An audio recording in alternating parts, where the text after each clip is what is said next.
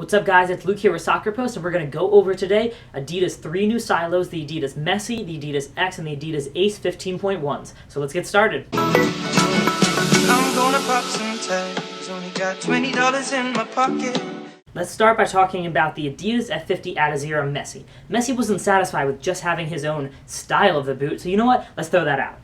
Messi got his own silo. Messi's the first player to ever get his own total silo. Not even Cristiano Ronaldo had his own silo. Pele's the only one, and that's because Pele has his own company. So bam, the Messi 15.1. The upper of the Adidas Messi 15.1 is the Messi Touch X-Ray surface with 3D grip. To me, what it feels like is the hybrid touch from the previous Predators and the Adizeros, but what it does have underneath of it is a almost honeycomb structure. This honeycomb structure is going to give the shoe a little more stability without taking away feel or comfort. This cage that's on the back of the shoe is called the Messi frame. It's going to give you a little more stability. I was a little hesitant when I first saw the pictures that this was just going to be some flimsy material, but I really think it does give you stability in the midfoot.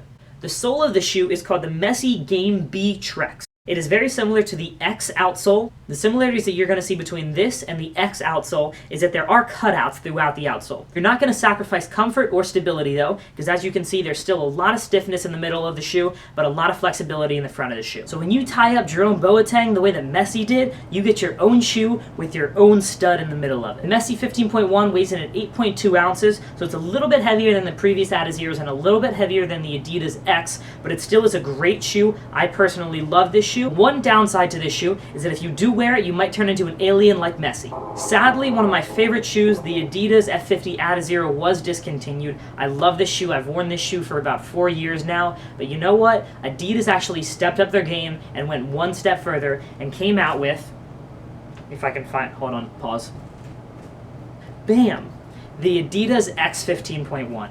I don't like to say that the F50 Adizero was the predecessor to the X 15.1 just because they're very different shoes, but in regard to the fact that they're both lightweight shoes, I would say that similarity-wise, the F50 Adizero and the X 15.1 are closest. The Adidas X 15.1 has an upper that is called X-Skin, and it is covered in these little dots that are called non-stop grip. Personally, while wearing the shoe, I can already feel the extra grip. The one thing that a lot of people have been wondering about is the X cage, which does go on the upper of the shoe. It is a structured material that gives you a little better support on the outside of the shoe so that you have a lot more lateral support. I personally think that Adidas did a really great job with putting this on the outsole of the shoe because it definitely does give you a lot of side-to-side support to make sure that your foot is really locked in. The sole of the Adidas X 15.1 is called the X frame, and just like the Messi, it does have cutouts throughout the bottom of it, which are there to reduce weight. Once again though, you do not sacrifice support and comfort from the fact that you do have a cutout sole. As you can see in the mid frame of the foot, it's very stiff, but you're going to get a lot of flex in the front of the shoe. Adidas did a good job with putting studs in areas that you really need. With the original Adidas F50 Adizeros,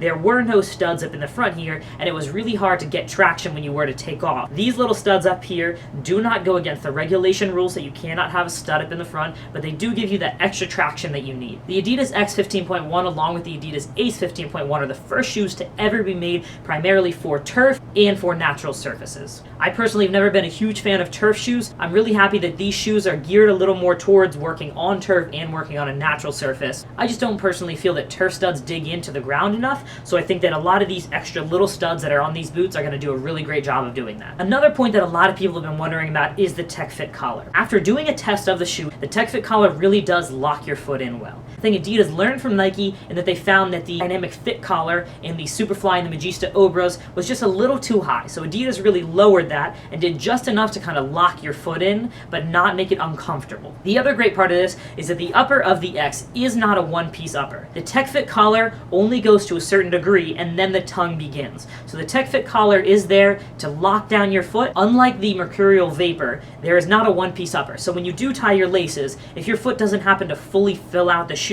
you're not going to get any extra material bunching up in the middle of the shoe. The Adidas X 15.1 weighs in at 7.5 ounces and retails at $220, so this is the lightest of the boot lineup, and it feels like there's nothing on your foot. It's ready to go right out of the box, and it is a great shoe. So Adidas did what a lot of people would consider a no-no, and they got rid of the Predator. The Predator was one of the most beloved shoe lines out on the market, but Adidas came out with something that may even redefine the market. I present to you the Adidas Ace 15.1. The Ace 15.1 features a total skin synthetic with a 3D control web in the upper. That's what this little kind of honeycomb material is. I was a bit skeptical that this material in the upper would just numb the shoe so that you couldn't really have any good ball control, but after testing the shoe out, I felt that this material isn't so thick that you can't feel the ball. You do get a really great feel, and I think this material in the upper does a really good job of dampening the ball when it hits your foot. Just as with the X 15.1, the Ace 15.1 has a 3D engineered non-stop grip. That's what you're going to see, the NSG, all over the upper of the shoe, which is going to give you even better control. The outsole of the Ace 15.1 is called the Total Control outsole, and it does have conical studs. This is one of the coolest outsoles that I have ever seen. The idea behind this outsole is that you're going to get great control no matter how you control the ball. So if you're a futsal player and you're receiving a lot with the sole of your shoe, you're going to be able to grip the ball. If you ever had one of those times where you try to receive the ball and it just slips away from your foot, that's not going to happen in these bad boys. In addition to that, as I mentioned, this shoe is made for turf surfaces and natural surfaces, so all these studs on here are going to give you kind of that turf feel and give you a little more control on turf. Adidas does have an external heel counter in the back of the shoe, just like the Predator used to. It does give you a really good lockdown feel in your heel. This shoe all around is a great shoe. I think Adidas did a really good job with coming out with something new to replace the Predator. The Adidas Ace 15.1 tops out at 8.9 ounces, so it is a little bit heavier than the other two boots, but it still is a great shoe. It doesn't feel like you have anything on there. When we're talking about 8.9 ounces, we're talking about very minimal weight here. Just as with the other two boots, this one's going to come in at $220 US, so you are not paying an arm and a leg for this shoe.